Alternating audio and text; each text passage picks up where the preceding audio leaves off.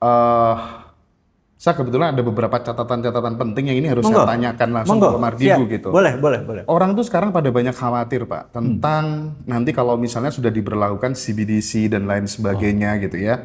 Great Reset 2030 ya. Katanya kalau di luar negeri sekarang orang-orang udah mulai jual aset untuk kembali hidup ke desa Pak. Betul. Dia bikin solar panel, dia nanam ini sendiri, ternak berkomunitas gitu. Prediksi Pak Mardigu tentang situasi itu apakah benar-benar akan terjadi, kemungkinan ada shutdown internet dan lain-lain itu Pak. Tapi setelah Bapak ketemu langsung, kalau Gus Dur dulu mengatakan kan presiden yang paling ikhlas tuh Prabowo katanya gitu. Gimana menurut Bosman gimana tuh? Melihat kepribadian beliau gitu. Apakah Pak Gus Dur menyatakan presiden yang paling apa ya istilahnya? Legowo apa? Paling ikhlas kan? Paling ikhlas. Iya. Mungkin iya ya. Karena Pak Hasan Nasbi juga ngaku dia dulu adalah penyerang keburukannya Pak Prabowo, diangkat jadi menteri juga tuh, gitu ya. Jadi ya itulah beliau ya yang tidak mempermasalahkan tidak mempermasalahkan Lawan. masa lalu ya, yang penting masa depan gitu ya. Cuman kalau masa depannya dari orang-orang yang punya masalah-masa lalu, kadang-kadang masa depannya ini Masya Allah. Dan itu harus ada limitnya juga ya. Iya. Kembali soal apa tuh namanya, soal perang tuh Pak. Iya. Jenengan kan tanya ya, what if Iran win the war gitu kan ya. Dan tidak dijawab oleh beliau. Dijawabnya sebenarnya dijawab, tapi off. Nggak boleh dijawab. Dan kali ini pun saya tidak memenduli beliau, jadi saya mengerti beliau tidak menjawab itu. Mengerti sekali gitu ya. Pada saat diterangkan, saya yang bilang, saya setuju Bapak. Langsung begitu. Gitu. Tapi apakah beliau tahu peluang Iran menang itu besar? Atau setidak-tidaknya draw? Draw itu artinya gini, kalau di dalam catur, yang ngajak remis duluan itu sebenarnya kalah. Udah ngajak remis duluan ya Pak ya? Kita tahu Amerika sebenarnya mau ngajak remis ya sebenarnya, iya kan? Betul. Iran nggak mau ya? Iran nggak mau. Lu mundur silakan. Makin bebas dia nembak, bener nggak? Gitu. Nah sementara Amerika itu tahu perang di atas 1 bulan, biayanya nggak masuk akal. Nah dia udah minta $50 billion, udah di approve, itu hanya bertahan 1 bulan. Alias di akhir April, gitu kan? Itu habis. Itu $50 billion itu bukan buat senjata serang loh. Jalanin nuklir USS Abraham Lincoln sama USS Gerald Ford itu kan pakai nuklir dan itu ongkosnya billion. Hanya untuk hidup doang loh, bukan untuk nembak loh itu. Jadi terlalu mahal biaya perang buat Amerika, dan Iran menggunakan namanya attrition war atau perang atrisi, yaitu menggunting, memiskinkan jalur ekonominya. Bad newsnya karena Amerika merupakan Wall Street-nya merupakan 25% peredaran uang dunia, ekonomi Amerika merupakan 35% dunia, kalau di total di atas 50% mendadak goyang. Itu menggoyangkan dunia. Nah, ini contoh reality. Jadi teman-teman, liburan Lebaran ini saya di Jogja, saya merasakan sesuatu. Jogja ini kan second Bali. Begitu ongkos aftur mahal, biaya penerbangan tuh di mana-mana mahal. Maka yang paling murah teorinya kan orang sekitar Jawa ya jalan naik mobil aja ke Jogja. Ternyata tidak segitu banyak. Teman-teman dari PHRI, dari hotelier, teman-teman bahkan di sekitar Malioboro itu merasakan loh, biasanya lah udah 85% nih 3H-3. Ini baru 60%, bahkan di hari H nggak pernah tercapai okupansi Jaya itu. Jadi ekonomi memang berat. Bahkan teman saya punya 20 hotel, ya saya nggak bisa sebut brandnya. Dia bilang, gue hampir give up. Karena gue udah layout karyawan, gue udah nyerah. Ada apa dengan ekonomi Indonesia saat ini gitu ya. Nah, itu memang efek global ini memang turun. Bayangin, teman-teman tahu, harga perak turun, harga emas turun sejak perang. Bayangin ya.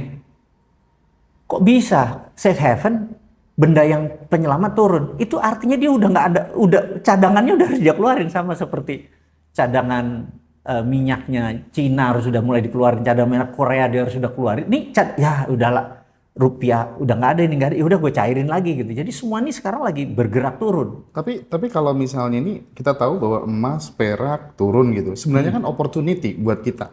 Itu benar, itu benar. Jadi walaupun turun, itu bukan berarti turun terus, gitu kan? Ini hanya untuk membuktikan bahwa ekonomi lagi slow down. Nah, kan kita tahu cash is king kan. Pada saat ekonomi lagi slow down, jangan investasi fisik yang macam-macam. Oke. Lo beli tanah 300 juta, total nggak bisa kejual. Oke. Tapi kalau beli 1 juta, 2 juta, 3 juta, perak, emas, hal itu, nah ini opportunity. Jadi begitu agak turun sedikit kayak sekarang, beli lagi, bener nggak? Itu blessing kalau dari sisi kita. Itu di Ngaji Roso Pak, Wijaya Kusuma tuh, wah gila peminatnya Pak. Wah, Nah Pak Mardigu bikin apa lagi selain Wijaya Kusuma sama Fortune Dragon? ini kita hidup tuh penuh filosofi, bener nggak? Bahwa supaya hidup tuh tidak apa ya, penuh makna. Itu ada filosofi. Jadi Wijaya Kusuma ini kan simbol kehidupan. Jadi kalau kita mau hidup survive di antara kesusahan itu pegang ini sebagai jamus atau jimat gitu ya. Nah, raja gitu. Nah, ini kita mau cerita tentang Wijaya Kusuma dulu. Jadi Wijaya Kusuma itu,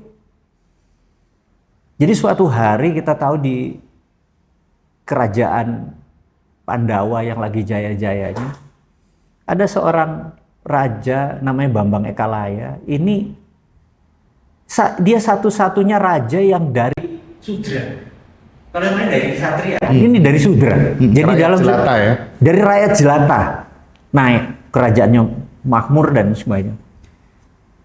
Kenapa dia makmur? Dia makmur itu karena dia berguru sama Resi Dorna. Waktu Resi Dorna sebagai gurunya Pandawa sama Kurawa, ini juga pengen berguru sama Dorna. Tapi Pandawa sama Kurawa, awas kamu nerima murid selain kami. Karena dia the best teacher gitu ya. Terus dia ngadep ke Dorna, Dorna bilang nggak bisa. Ini saya udah nggak bisa menerima murid lagi. Tapi dia ngotot, ngotot. Terus Dorna bilang, ya kalau kamu ngotot mau jadi murid saya, jempol kamu potong dia. Oh, aku diterima. Ketawa sih Dornanya, ya silakan lah. Lu kan nggak bisa mana, bener nggak? Ya udah, dia cuma ngomong kayak gitu. Suatu hari Bambang Ekalaya ini makin terkenal. Loh kok ini ada orang jago panah, tapi ngakunya murid Dorna, digerebek lah ceritanya. Dornanya bilang, saya nggak pernah ngajarin dia, gitu ya. Terus, loh kok dia ngaku muridnya? Ya katanya kalau di jarinya dipotong, itu jadi muridnya. Ini jarinya dipotong, terus ada patung Dorna, sorry, dia manahnya begini. Dan jadi jagoan juga gitu, karena ini pakai memirror. Ya. Teman-teman pasti tahu cara mirroring kan? Memirror. Oke, dia udah, suatu hari ini kerajaannya ada masalah keributan. Dia minta tolong. Yudhistira bilang, Semiaji bilang, udah Arjuna ke sana. Begitu Arjuna ke sana, Bambang Ekalaya bilang, tolong bantu meredamkan begini. Nanti kalau kamu berhasil menang, apapun yang minta saya kasih. Gitu. Apapun yang kamu minta saya kasih. Benar, berdua menang. Terus, ya udah, kamu udah menyelamatkan negara ini, apa yang minta? Arjuna lagi, ngeliat bininya Bambang Ekalaya, wah gue minta bini lo. Marah, duel berdua, mati Arjuna. Ini mati. Kaget di jagat Dewa Brata. Ini kan nanti pahlawan di perang Kurusetra. Kok mati? Gitu. Terus Kresna diambil, bunga Wijaya Kusuma dihidupin lagi. Terus, nah Wijaya Kusuma ini simbol kehidupan, gitu lah. Lo jangan kayak Arjuna maksud gue gitu. Tapi lo kayak Bambang Ekalayanya gitu loh. Dari Sudra naik ke Kesatria langsung ini, terus ya itu jadi ini simbol ya. Nah, jadi teman-teman kalau lagi gelisah, kehidupan lagi morat maris, pegang itu Wijaya Kusuma, benar nggak? Gitu. Nah, tapi teman-teman yang mungkin yang Chinese lebih mempercayai dragon atau naga sebagai rajanya. Gak apa-apa, kita siapin. Nah, kita ini Lebaran Haji ini, kita menganggap ada fenomena menarik karena kita udah nggak bisa berhaji atau berumroh seperti biasanya. Maka kita mau haji stop ya? Kenapa? Haji stop. Kita masih belum tahu kalau resikonya. Jadi gini. Betul sih. Bukan hajinya di stop, tapi biayanya mendadak gini loh. Sekarang Mas Hendra adalah bilioner pengusaha airlines. Lu berani menerbangkan pesawat lu di zona perang? Maka yes, kalau di asuransi. Saya punya perusahaan asuransi. Waduh, resiko juga gua. Resikonya tak tinggiin biaya asuransinya. Nah, karena biaya asuransi tinggi kan biaya jadi penerbangan jadi tinggi. Betul. Benar nggak? Terus harga BBM-nya jadi tinggi. Nah, biayanya jadi nggak masuk akal. Gitu kan? Untuk sementara akan terjadi kayak jadi ini yang slow down di sini, jadi slow down di sana. Jadi kita akan membuat Ka'bah, House of Allah ini atau House of God ini sebagai kekangenan kita umroh segala macam dengan pure 99,9 ini, ya itu simbol apa namanya yang kita akan kumpulin deh. Terus nanti bisa berhaji dengan ini, karena kan kalau ini naik kan silver juga menjadi ini. Jadi seri berikutnya adalah Ka'bah, kemudian juga bersamaan dengan Lebaran Haji itu juga ada Waisak. Jadi kita akan buat Borobudur. Wow, keren Pak itu Pak. Iya kan? Oh itu pasti laku Pak itu di Ngaji Roso Pak. Borobudur itu kita menganggap adalah keajaiban arsitektural. Keajaiban ada banyak. Keajaiban arsitektural dunia. Bahwa bangsa kita bisa membuat presisi di abad ke-8. Demikian powerfulnya, demikian indahnya. Sampai sekarang masterpiece-nya nggak kita bisa tiru gitu ya. Tapi aku teringat sama statementnya Cak Nun pas beliau masih belum sakit. Tunggu ya nanti ya di Bantul itu bakal muncul candi lebih besar dari Borobudur gitu. Dan dunia ini akan kaget sama siapa Indonesia sebenarnya gitu. Karena mahakarya. Jogja akan menjadi pusat laboratorium dunia gitu kan. Iya ya itu. Jadi ya sebelum hal itu nubuah kan sesuatu yang akan terjadi. Ini wali Allah ini sih. Cak Nun ini dia kalau ngucap itu idu geni, lidah api, kejadian loh, gitu loh. Fir'aun gitu ya. Iya dah. Bener. Fir'aun. Fir'aun. Nah udah. Itu idu geni ya, lidah api itu ya memang dia salah satu bapak pendidikan kita yang mengajari spiritual, keterbukaan dan sebagainya. Dia udah mengingatkan masterpiece itu ada banyak gitu. Jadi ya seri berikutnya adalah Borobudur gitu yang kita akan launching. Jadi bagi mereka yang Muslim mungkin lebih prefer mengumpulin itu. Kalau juga, tapi bagi mereka yang mencintai produk karya seni arsitektural dia kan, atau mungkin umat Buddha ya. Tapi kalau saya melihat Borobudur bukan dari sisi agama, saya melihat itu masterpiece, betul. spiritual masterpiece. Bahkan ini ada cerita menarik. Kan Anda tahu saya ini punya laboratorium mineral udah lama sekeluarga. Kita kadang-kadang suka mengambil batuan candi yang tua itu kita rajang, kita ambil, kita ekstrak, kita segala macam. Ternyata unsur uraniumnya cukup ada, unsur thorium, unsur logam tanah jarangnya ada.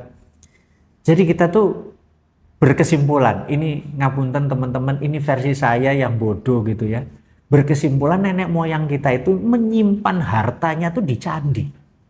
Itu kalau dinilai, itu dihitung pakai itu kan mungkin triliun dolar. Sehingga kalau printing money berbasis Candi Borobudur, wih, top.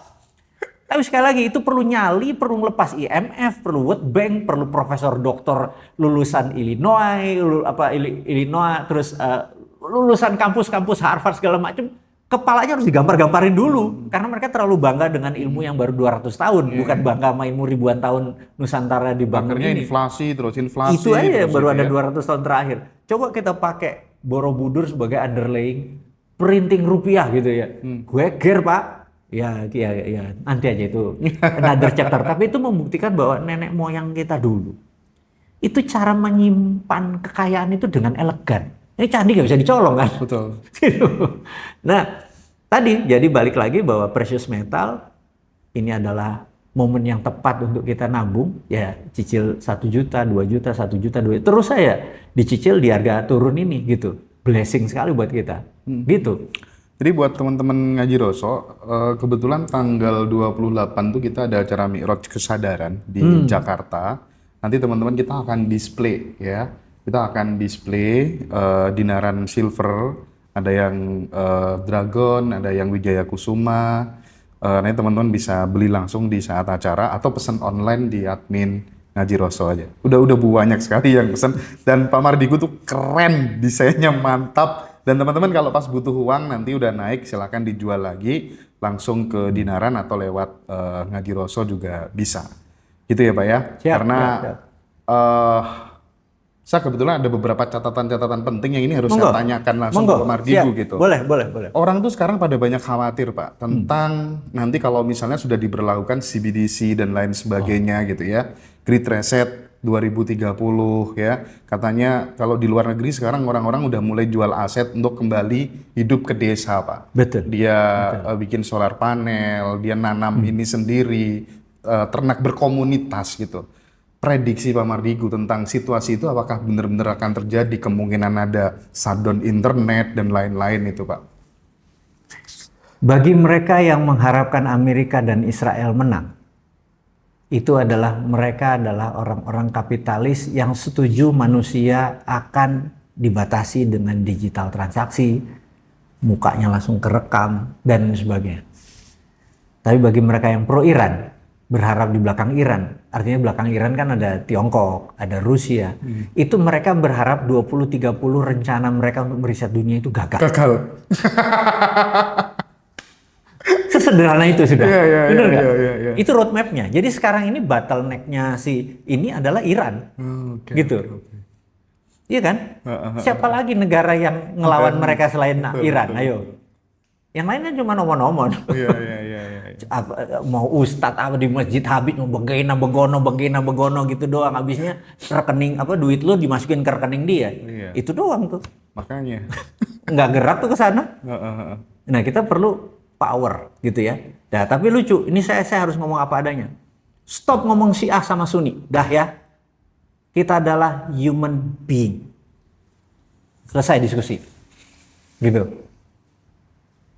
Bener nggak?